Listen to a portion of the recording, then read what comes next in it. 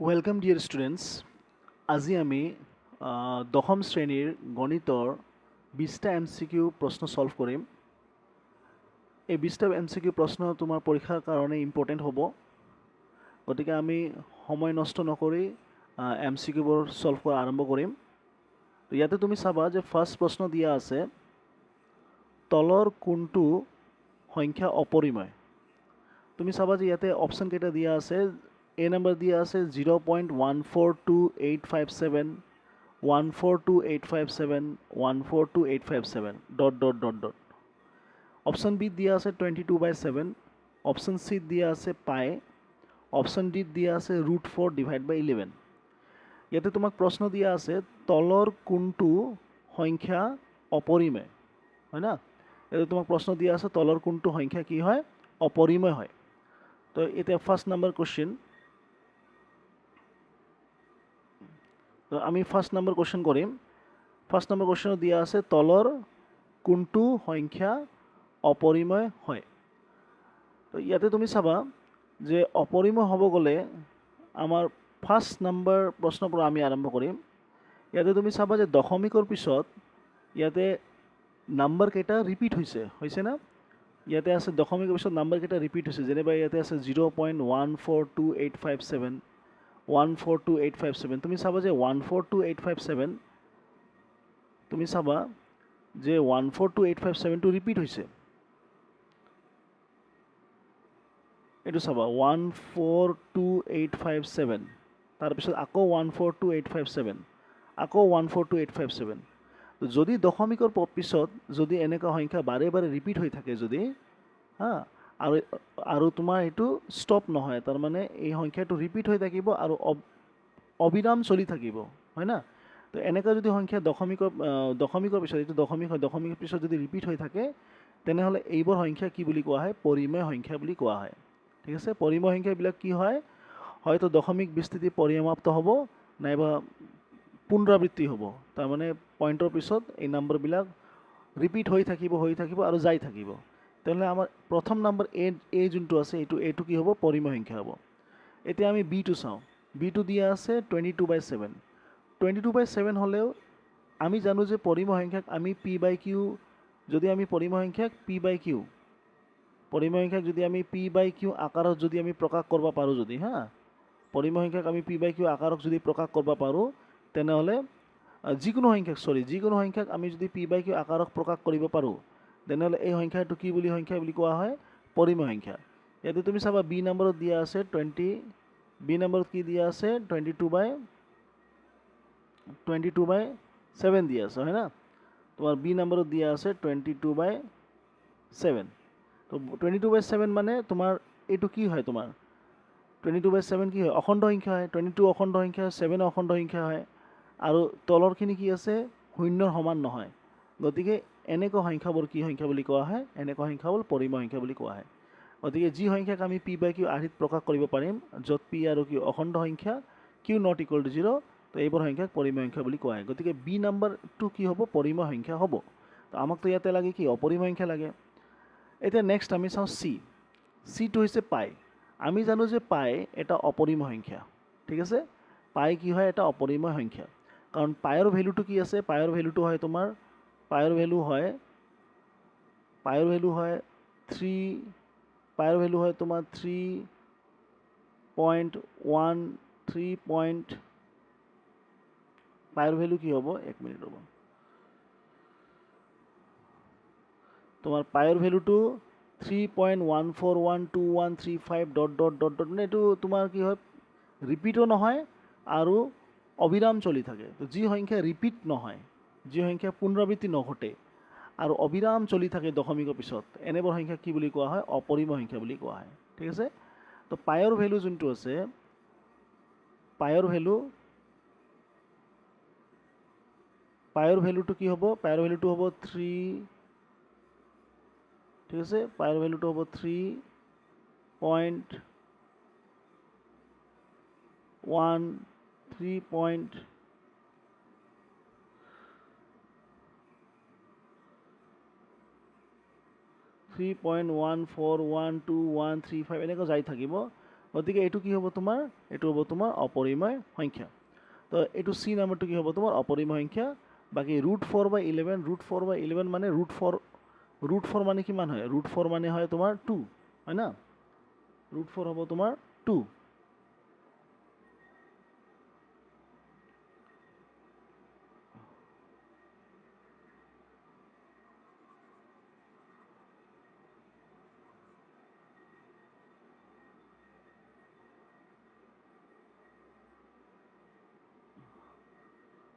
ইয়াতে D number কি দিয়া আছে, ডি নাম্বাৰ দিয়া আছে √4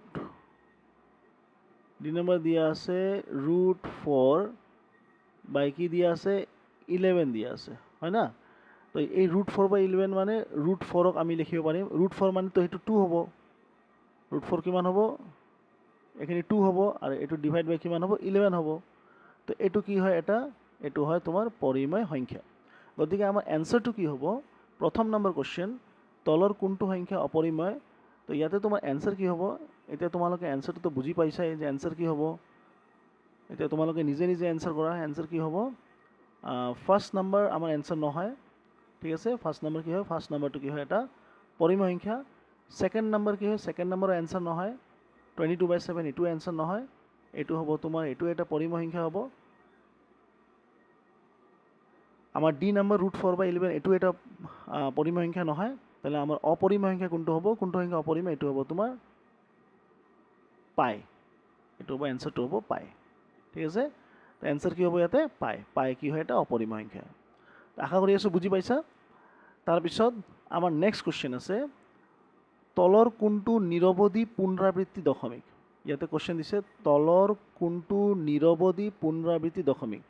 ইয়াৰ অৰ্থটো হৈছে যে এই তলত তোমাক পৰিমেয় সংখ্যাবোৰ দিয়া আছে, এই পৰিমেয় সংখ্যাৰ ভিতৰত কোনটো এনেকুৱা এটা সংখ্যা যাৰ দশমিকৰ পিছত অবিৰাম গতিত সংখ্যাবোৰ চলি থাকে, লিখি থকা হয়, আৰু সংখ্যাবোৰ কি হয়, ষ্টপ নহয়, তাৰমানে নিৰৱধি পুনৰাবৃত্তি ঘটে। তাৰমানে এই সংখ্যাবোৰ কি হ'ব তোমাৰ কিছুমান ডিজিট যোৱাৰ পিছত, যেনিবা ধৰি লোৱা 1 পইণ্ট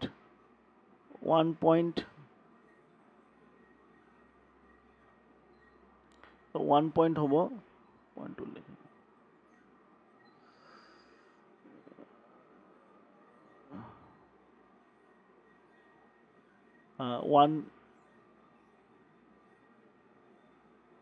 1 এক মিনিট ৰ'বা,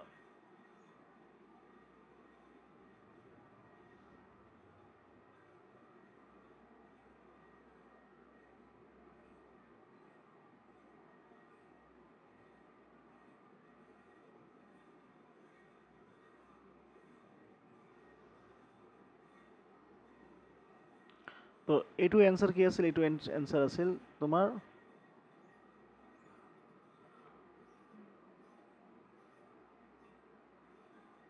পাই। এইটো এতিয়া তুমি চোৱা,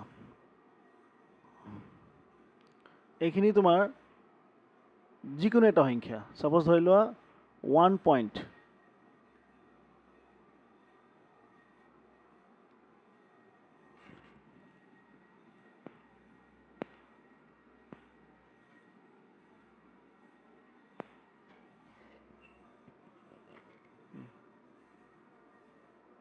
হ্যাঁ 1.414, আকৌ 414, আকৌ 414, আকৌ 414, অ'কে, এনেকৈ তোমাক ৰিপিট হৈ থাকিব, এনেকৈ dot dot dot dot dot dot repeat হৈ থাকিব, ঠিক আছে।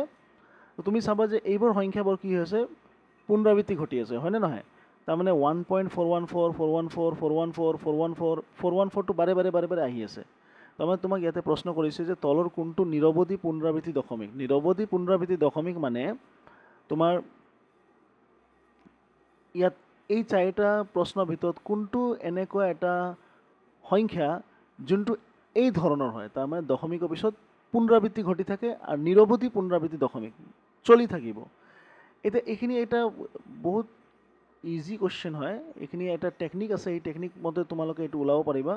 এই টেকনিকটো হৈছে কি, এই টেকনিকটো হৈছে কি ইয়াৰ যোনটো হৰ আছে এতিয়া কুৱেশ্যন নম্বৰ 2 যোনটো আছে কুৱেশ্যন নম্বৰ 2ৰ তোমালোকে সদায় হৰখিনি চাবা ইয়াতে হৰ কিমান আছে 8 আছে ইয়াতে কিমান আছে 80 আছে ইয়াতে কিমান আছে 455 আছে ইয়াতে কিমান আছে 625 আছে না এতিয়া আমি কি কৰিম 8ৰ মৌলিক উৎপাদক ওলাম ফাৰ্ষ্ট নম্বৰ এটো হৈছে 8ৰ মৌলিক উৎপাদক কিমান হ'ব 8ৰ মৌলিক উৎপাদক হ'ব তোমাৰ 2 ইনটু 2 ইনটু 2 হয় না তাৰমানে 2 ইনটু 2 ইনটু 2 কিমান হ'ব 2 টু দা পাৱাৰ 3 হ'ব ঠিক আছে 2 টু দা পাৱাৰ কি হ'ব 3 হ'ব আৰু ইয়াতে তোমাৰ বি নম্বৰৰ কি আছে 80 আছে 80টো আমি লিখিব পাৰিম 80টো লিখিব পৰা যায়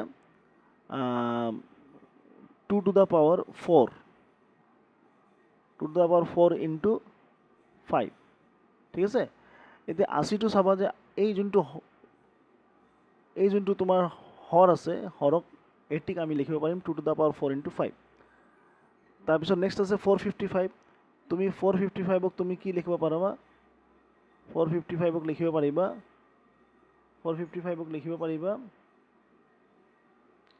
455ক আমি লিখিব পৰা যায় যদি আমি 455ক যদি আমি কৰোঁ 455ক যদি আমি মৌলিক উৎপাদক ওলাওঁ তেনেহ'লে এইটো কিমান হ'ব 5 9 গুণ 45 5 9 গুণ 45 5 1 গুণ 5 তাৰ এইটো কিমান হ'ব এইটো হ'ব তোমাৰ এইটো হ'ব তোমাৰ হাতে দি যাব হা 7 1 গুণ 7 তাৰপিছত ইয়াতে 9ৰ তলত 7 নামিল 21 7 3 গুণ 21 ঠিক আছে এতিয়া তুমি চাবা যে 455টো কি হ'ব 5 পূৰণ 7 পূৰণ কিমান হৈ আছে 13 5 পূৰণ 7 পূৰণ কিমান হৈ আছে 5 পূৰণ 7 পূৰণ কিমান হৈ আছে 13 ঠিক আছে আৰু 625 এতিয়া 625টো যদি আমি লিখোঁ 625 কিমান হ'ব 5ৰ ওপৰত 3 তাৰমানে 5টো 3 বাৰ আমি পূৰণ কৰিলে আমি কিমান পাওঁ 625 পাওঁ ঠিক আছে তাৰমানে 5ৰ ওপৰত কি 5ৰ ওপৰত 3 এতিয়া তুমি চোৱা যে কুৱেশ্যন নম্বৰ 2 যোনটো আছে কুৱেশ্যন নম্বৰ 2ত প্ৰথম নম্বৰ যোনটো 8 আছে 8ক আমি লিখিব পাৰি আছোঁ 2 পূৰণ 2 পূৰণ 2 হয় না তাৰমানে 2 পূৰণ 2 পূৰণ 2 মানে 2ৰ ঘাত 3 80ক আমি লিখিব পাৰি আছোঁ 2ৰ ঘাত 4 পূৰণ 5 455ক আমি লিখিব পাৰি আছোঁ 5 পূৰণ 7 পূৰণ 13 আৰু 625ক আমি লিখিব পাৰি আছোঁ 5ৰ ঘাত 3 এই চাৰিটা ক্ষেত্ৰত তুমি চাবা যে হয় 8 80 আৰু 625ৰ আৰিটো কি আছে আৰিটো হ'ল তোমাৰ 2ৰ ঘাত n পূৰণ 5ৰ ঘাত m হয় না তো ইয়াৰ আৰিটো আছে 2 আৰু 5ৰ লগত তাৰমানে 2ৰ ঘাত n পূৰণ 5ৰ ঘাত m এই আৰিটো আছে 2 to the power n into 5 to the power m কিন্তু তুমি 455ক চাবা 455টো তোমাৰ 455ত তোমাৰ 5 আছে 7 আছে আৰু 13 আছে ইয়াতে অকল 5 আৰু 2 নাই এনে ক্ষেত্ৰত ইয়াতে তুমি চাবা যে 7 আছে আৰু ইয়াতে 13 আছে তো এনে ক্ষেত্ৰত কি হয় এনে ক্ষেত্ৰত এই যোনটো সংখ্যা আছে 455 ইয়াৰ যোনটো আমি যেতিয়া দশমিক বিস্তৃতি যেতিয়া আমি দশমিকৰ স্থান ওলাম তেনেহ'লে এইটো কি হ'ব ইয়াৰ দশমিক বিস্তৃতি কেনেকৈ হ'ব নিৰৱধি পুনৰাবৃত্তি হ'ব তো এনচাৰ কি হ'ব তোমাৰ এনচাৰ হ'ব চি ঠিক আছে তো আমাৰ 2 নম্বৰৰ এনচাৰ কি হ'ব চি ইয়াতে এ নম্বৰ বি নম্বৰ আৰু ডি নম্বৰৰ আৰ্হিটো কি হয় 2 to the power n into 5 to the power m হৰৰ আৰ্হিটো কি হয় 2 to the power n into 5 to the power m কিন্তু আমাৰ চি নম্বৰৰ আৰ্হিটো এনেকুৱা নহয় চি নম্বৰৰ হৰৰ আৰ্হি হয় 5 ইনটু 7 ইনটু 13 যাৰ কাৰণে এইটো দশমিক বিস্তৃতি কি হ'ব পুনৰাবৃত্তি দশমিক বিস্তৃতি হ'ব তো এনচাৰ হ'ব আমাৰ চি তো এতিয়া আমি এইখিনি আমি মুছি দিওঁ মুছাৰ পিছত এতিয়া আমাৰ কুৱেশ্যন নম্বৰ 2ৰ এনচাৰ কি হ'ল কুৱেশ্যন নম্বৰ 2 এনচাৰ হ'ব কুৱেশ্যন নম্বৰ 2 টো এনচাৰ তোমালোকে বুজি পাইছা কুৱেশ্যন নম্বৰ 2 এনচাৰ কি হ'ব কুৱেশ্যন নম্বৰ 2 এনচাৰ হ'ব 64 ডিভাইড বাই 455 ঠিক আছে তো কুৱেশ্যন নম্বৰ 2ৰ আমাৰ এনচাৰ হ'ব কুৱেশ্যন নম্বৰ 2 এনচাৰ হ'ব এইখিনি মই মাৰ্ক কৰি দিওঁ এইটো হ'ব তোমাৰ চি নেক্সট আছে কুৱেশ্যন নম্বৰ 3 কুৱেশ্যন নম্বৰ 3ত আমি যাওঁ কুৱেশ্যন নম্বৰ 3 দিয়া আছে 14588 ডিভাইড বাই 625ক পৰিমেয় সংখ্যাটোৰ দশমিক বিস্তৃতি কিমান দশমিক স্থানৰ পাছত সমাপ্ত হ'ব। এনেকৈ যদি তোমাৰ প্ৰশ্ন আহে যে 14588 হৰণ 625 পৰিমেয় সংখ্যাটোৰ দশমিক বিস্তৃতি কিমান দশমিক স্থানৰ পাছত সমাপ্ত হ'ব, তোমালোকে কি কৰিবা, এইখিনি হৰণ কৰি দিবা। হৰণ কৰি ইয়াতে লিখিবা 14588 লিখিবা আৰু এইখিনি তুমি 625ৰ লগত তুমি হৰণ কৰি দিবা। ঠিক আছে, হৰণ কৰি দিয়াৰ পিছত তুমি যেতিয়া এইটো হৰণ কৰিবা, হৰণ কৰিলে তুমি এনচাৰটো পাবা, সামথিং এনচাৰ পাবা। তোমাৰ এনচাৰটো যদি তুমি 625ক তোমাক ওলাই দি আছোঁ,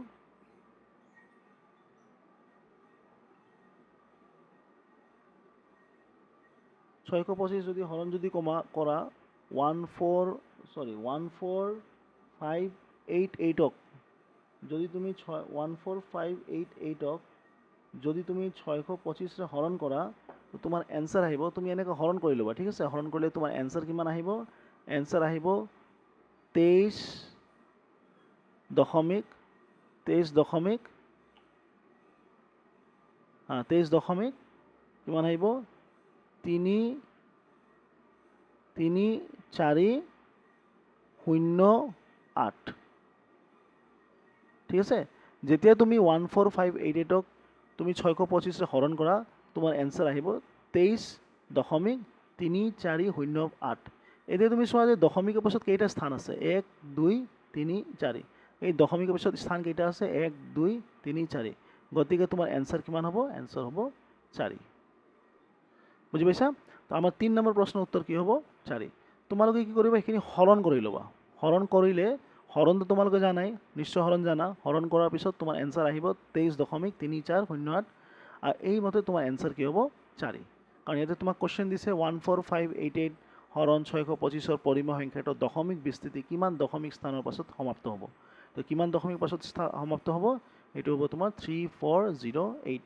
তাৰমানে কেইটা স্থানৰ পিছত, পইণ্টৰ পিছত কেইটা স্থান আছে, 1 2 3 4। গতিকে তোমাৰ এনচাৰ হ'ব 4।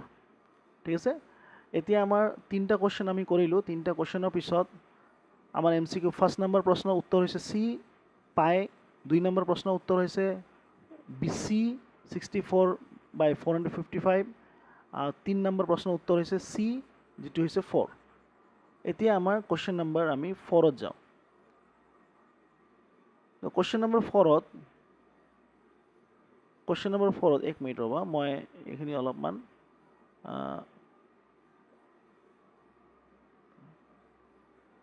দৰকাৰ নাই।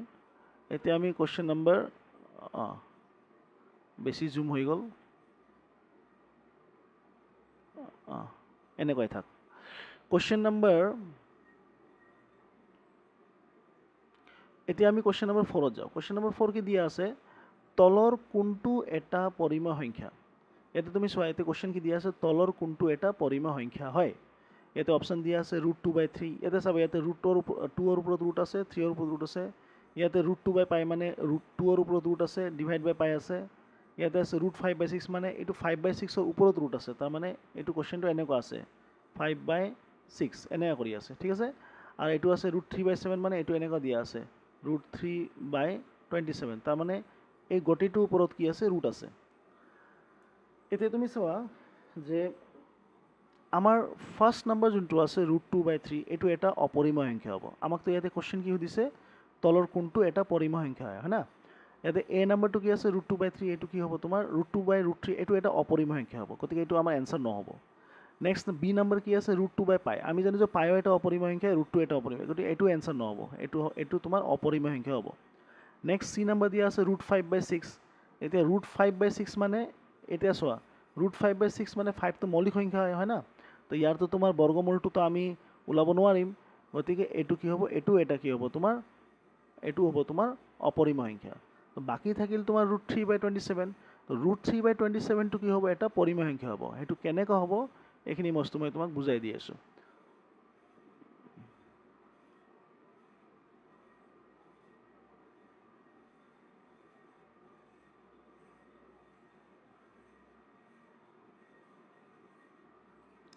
এইখিনি আমি মুছি দিলোঁ। মুছি দিয়াৰ পিছত √3/27টো কেনেকৈ এটা পৰিমেয় সংখ্যা হ'ল, এইখিনি বস্তু মই তোমাক বুজাই দি আছোঁ।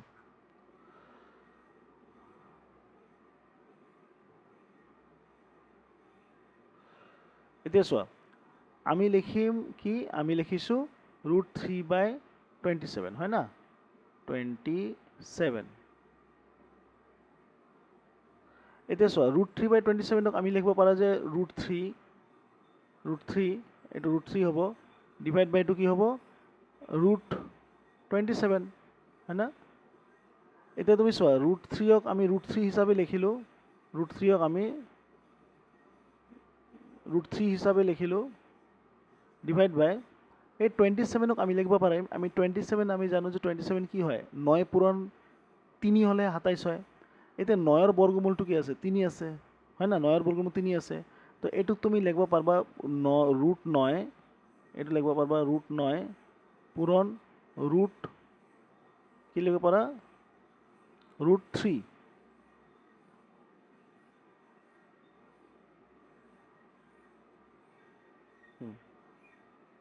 তাৰমানে তুমি √27ক লিখিব পাৰা √9 × √3। এতিয়া তুমি চোৱা যে ইকুৱেল দিয়াৰ পিছত √3 ওপৰত এইটো √3 কাটা যাব না। তো ইয়াতে থাকিব তোমাৰ 1/√, কি থাকিব 1/√9 থাকিব। 1/√9 মানে কি, 9ৰ বৰ্গমূল কিমান হ'ব, 3 হ'ব।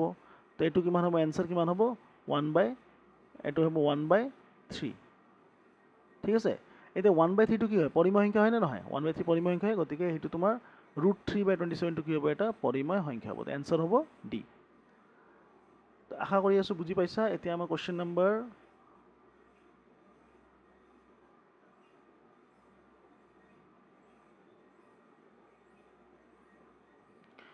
কুৱেশ্যন নম্বৰ 4লৈকে আমি কৰিলোঁ।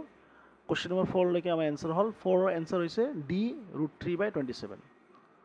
এতিয়া আমি কুৱেশ্যন নম্বৰ 5ত যাওঁ। কুৱেশ্যন নম্বৰ 5 কি দিয়া আছে, আটাইতকৈ সৰু যিটো সংখ্যাৰে √7ক পূৰণ কৰিলে এটা পৰিমেয় সংখ্যা হ'ব, এই পৰিমেয় সংখ্যা পোৱা যায়, সেই সংখ্যাটো কি হয়। তোমাক কুৱেশ্যন দিছে যে, তোমাক কুৱেশ্যন কি দিয়া আছে, কুৱেশ্যন দিয়া আছে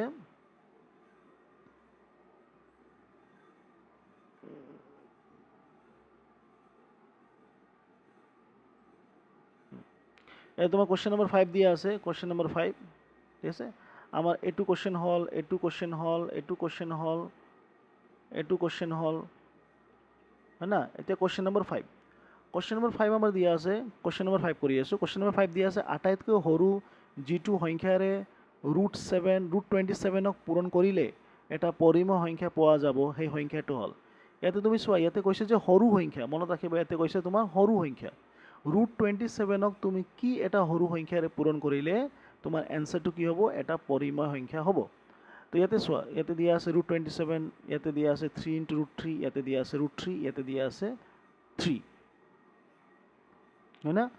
এতিয়া √27ক আমি ফাৰ্ষ্টত কি কৰিম, √27ক আমি ভাঙি দিম। √27ক আমি লিখিব পৰা যায়, √27 মানে √9 × 3, ঠিক আছে। √9 মানে √9ক আমি এই বস্তুটো আমি এনেকৈ লিখিব পৰা যায়, এইটো হ'ব তোমাৰ √9 × এইটো হ'ব √3, ঠিক আছে। √9 মানে কি হ'ব, √9 মানে হ'ব তোমাৰ 3, কাৰণ 3 × 3 যে 9 হয়, আৰু এইটো হ'ব √3, ঠিক আছে। তাৰমানে আল্টিমেটলি এইটো কি হ'ব, 3√3। এতিয়া √27ক আমি লিখিব পৰা যায় 3√3। এতিয়া 3√3 হ'লে তুমি চোৱা যে √27ক আমি প্ৰকাশ কৰিব পাৰি আছোঁ 3√3। এতিয়া যদি আমি এই সংখ্যাটোক যদি আমি √3ৰে যদি আমি পূৰণ কৰোঁ, তেনেহ'লে আমি জানো যে √3 × √3 কৰিলে কি হ'ব, √3 হোল স্কোৱাৰ হৈ যাব। তাৰমানে কি হ'ব, এইটো হ'ব 3 হৈ যাব। তো আটাইতকৈ সৰু সংখ্যাটো কোনটো হ'ব, যাৰ লগত আমি পূৰণ কৰিলে, √27ক আমি পূৰণ কৰিলে এইটো এটা পৰিমেয় সংখ্যা হ'ব, এইটো হ'ব তোমাৰ √3। তো এনচাৰ কি হ'ব, চি। কাৰণ তুমি চোৱা যে 3√3ক যদি তুমি √3লে পূৰণ কৰা, তেনেহ'লে এইটো কি হৈ যাব, এইটো এটা পৰিমেয় সংখ্যা হৈ যাব। গতিকে √27ক আমি পূৰণ কৰিব লাগিব √3লে, তেনেহ'লে √3ৰে পূৰণ কৰিলে এইটো কি হ'ব, এটা পৰিমেয় সংখ্যা হ'ব। নেক্সট আমাৰ কুৱেশ্যন নম্বৰ 5লৈকে হ'ল। এতিয়া আমি যাম কুৱেশ্যন নম্বৰ 6। কুৱেশ্যন নম্বৰ 6ত দিয়া আছে 43 ডিভাইড বাই তোমালোকে কুৱেশ্যন নম্বৰ 6 চাবা কুৱেশ্যন নম্বৰ 6ত দিয়া আছে 43 divide by 2 to the power 4 into 5 to the power 3 পৰিময় সংখ্যাটোৰ দশমিক প্ৰসাৰণৰ স্থানৰ পৰিসমাপ্তি হোৱা স্থানৰ সংখ্যা হ'ল তো ইয়াতে দিয়া আছে তোমাৰ কুৱেশ্যন নম্বৰ 6ত দিয়া আছে এইটো এতিয়া আমি কুৱেশ্যন নম্বৰ 6 কৰি আছোঁ কুৱেশ্যন নম্বৰ 6 দিয়া আছে 43 divide by 2 to the power 4 into 5 to the power 3 পৰিময় সংখ্যাটো দশমিক প্ৰসাৰণৰ স্থানৰ পৰিসমাপ্তি হোৱা স্থান সংখ্যা হ'ব ইয়াৰ অৰ্থ হৈছে যে যদি তুমি এইটো হৰণ কৰা যদি ঠিক আছে এইটো যদি তুমি হৰণ কৰাৰ পিছত তুমি যি এনসাৰ পাবা মানে তুমি যে ভাগফল পাবা সেই ভাগফলৰ দশমিকৰ পিছত কিমান স্থানৰ পিছত এই দশমিকটো পৰিসমাপ্ত হ'ব আমি জানো যে ইয়াৰ যোনটো এই পৰিময় সংখ্যাৰ হৰৰ আৰ্হিটো কি আছে 2 ৰ ঘাত n পূৰণ 5 ৰ ঘাত m তেনেহ'লে ইয়াৰ দশমিক বিস্তৃতি কি হ'ব পৰিসমাপ্ত হ'ব কিন্তু তোমাক ইয়াতে কোৱেশ্চন দিছে যে কিমান স্থানৰ পিছত ইয়াৰ দশমিকটো পৰিসমাপ্ত হ'ব এনেকুৱা ক্ষেত্ৰত যদি তোমালোকৰ প্ৰশ্ন আহে তোমালোকে সদায় চাবা যে ইয়াতে দিয়া আছে 2 টু দ্য পাৱাৰ 4 দিয়া আছে আৰু ইনটু 5 টু দ্য পাৱাৰ 3 দিয়া আছে ইয়াতে তোমাৰ যোনটো সূচক দিছে এই 2 to the power 4 into 5 to the power 3 যোনটো সূচক আছে ইয়াতে 2 ৰ ঘাত 4 আছে ইয়াতে 5 ৰ ঘাত 3 আছে তো ইয়াতে সূচক কোনটো ডাঙৰ আছে ইয়াতে সূচক ডাঙৰ আছে 4 এতিয়া 2 ৰ ঘাত 4 ৰ ভিতৰত 2 ৰ ঘাত 4 পূৰণ 5 ৰ ঘাত 3 ইয়াতে সূচক 4টো ডাঙৰ আছে হয় না তো সূচক যদি 4টো ডাঙৰ হয় তেনেহ'লে তোমাৰ এনসাৰ কি হ'ব এনসাৰ হ'ব যে কিমান দশমিক স্থানৰ পিছত ইয়াৰ পৰিসমাপ্ত হ'ব যেহেতু ইয়াতে তোমাৰ 4 আছে গতিকে তোমাৰ এনসাৰ কি হ'ব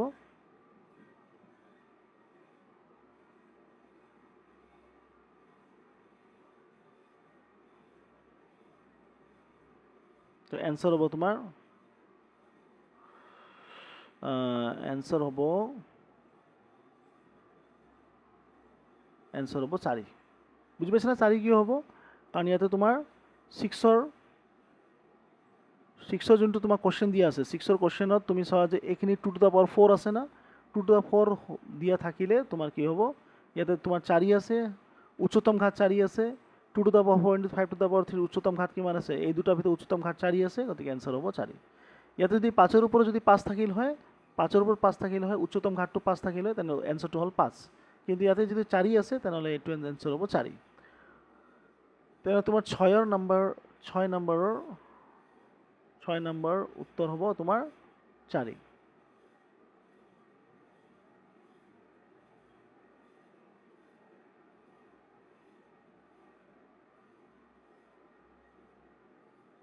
এতিয়া আমি যাম কোৱেশ্চন নম্বৰ 7ত কোৱেশ্চন নম্বৰ 7ত দিয়া আছে মুছি দিওঁ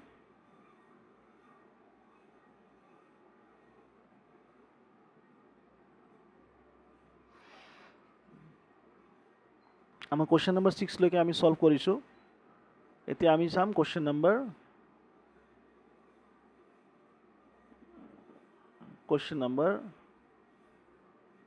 7ত ঠিক আছে মই প্ৰথম পৰা ৰিপিট কৰি দি আছোঁ কোৱেশ্চন নম্বৰ 1ৰ এনসাৰ হৈছে তোমাৰ বি কোৱেশ্চন নম্বৰ 2ৰ এনসাৰ হৈছে কোৱেশ্চন নম্বৰ 2ৰ এনসাৰ হৈছে চি ইয়াতে কোৱেশ্চন নম্বৰ 2ৰ এনসাৰ হ'ব চি ঠিক আছে তাৰপিছত নেক্সট আছে তোমাৰ question number 3 question number 3 answer হৈছে তোমাৰ কোৱেশ্চন নম্বৰ 3 এনসাৰ হ'ব কি কোৱেশ্চন নম্বৰ 3 এনসাৰ হ'ব চি কোৱেশ্চন নম্বৰ 4ৰ এনসাৰ হ'ব ডি কোৱেশ্চন নম্বৰ 5ৰ এনসাৰ হ'ব তোমাৰ চি কোৱেশ্চন নম্বৰ 6ৰ এনসাৰ হ'ব তোমাৰ 4 কোৱেশ্চন নম্বৰ 6ৰ এনসাৰ হ'ব 4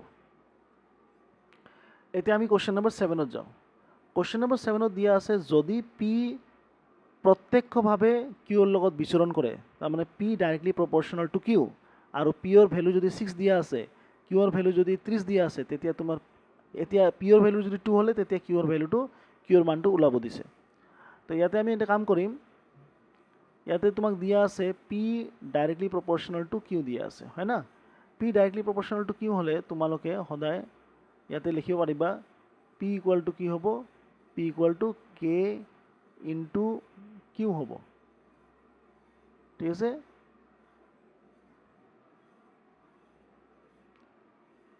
এক মিনিট ৰ'বা